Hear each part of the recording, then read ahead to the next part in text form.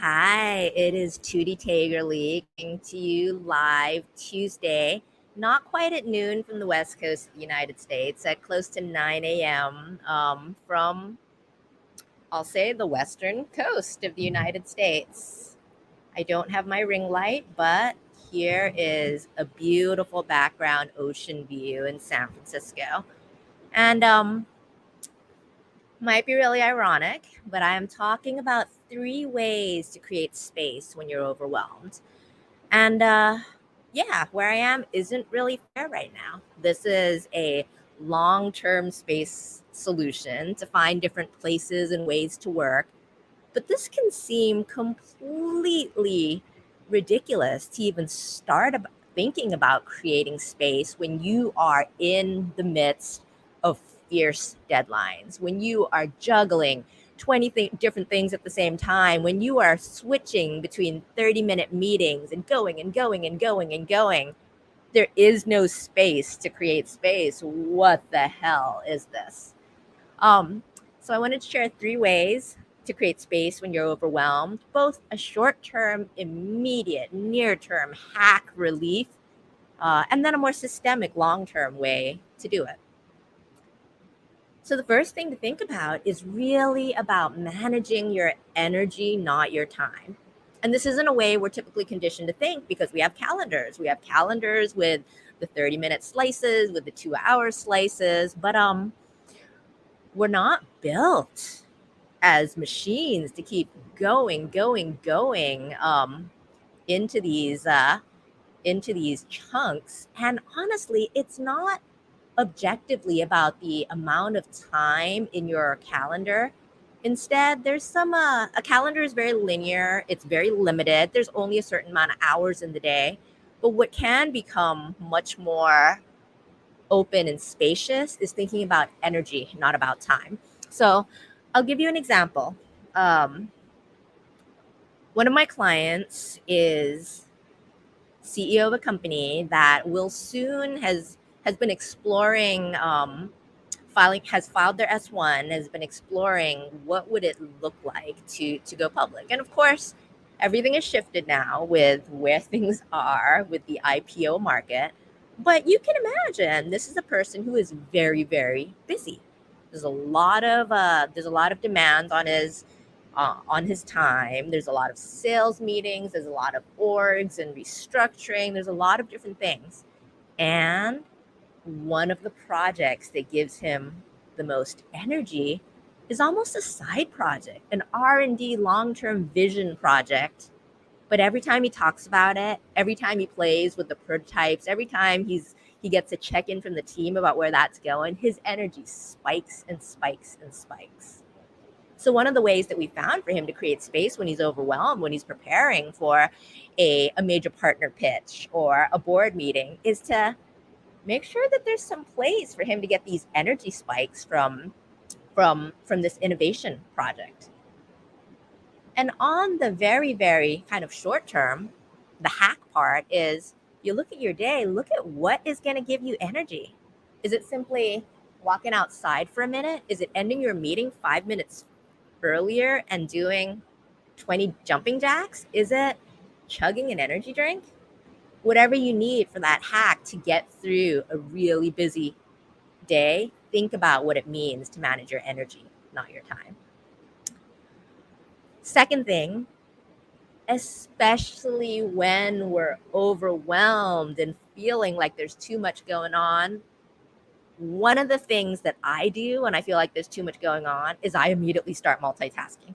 I'm going to listen to this presentation, but I'm also going to answer my email and just see what's happening on Slack. There is this sense that when we're running out of time and we're anxious, if we multitask, we'll get a little bit more in. Well, stop doing that. This is a short-term hack and a long-term hack to create more space. Our brain gets so frenetic jumping between this and that we're not paying attention to anything at all. Even in the course of a busy day, you can slow down and focus on one thing very intently. Write that email, time block it, do that for the next 15 minutes and know that you're going to write that best damn email as the short-term hack. Longer term, and this is something that I found works really well with creativity and the ability to get in flow and go deep, is create focus blocks of 2 or 3 hours in your week.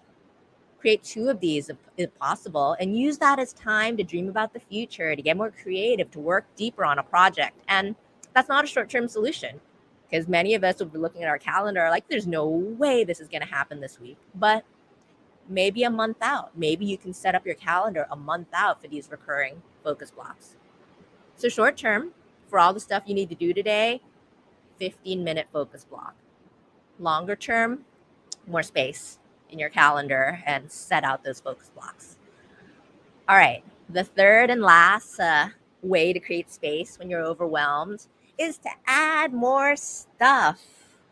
Do more of what you love.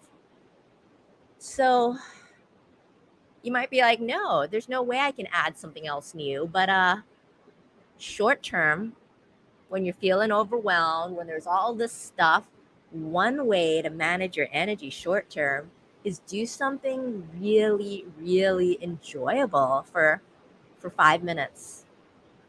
Pick up a guitar, strum a little bit. I don't know, go on Netflix and watch a short 10-15 minute episode of Old Enough. Have you seen that Japanese TV show? I love it. Add more energy breaks for what you love in the short term to help you get through an overwhelming day,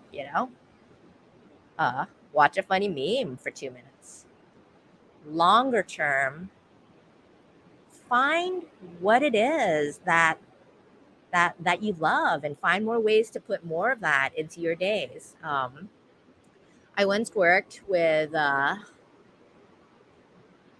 mentored a peer who had been managing for about 4 or 5 years.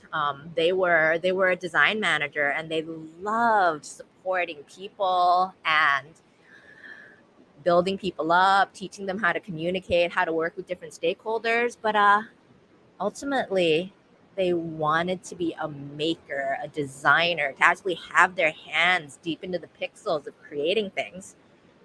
And when they were overwhelmed with balancing all the meetings, the executive management, the stakeholder management, they focused deeply for 30 minutes, a couple of hours into the actual art and the craft of design. It was really more about doing more of what they love. And ultimately, they decided long term that this wasn't the right career choice for them.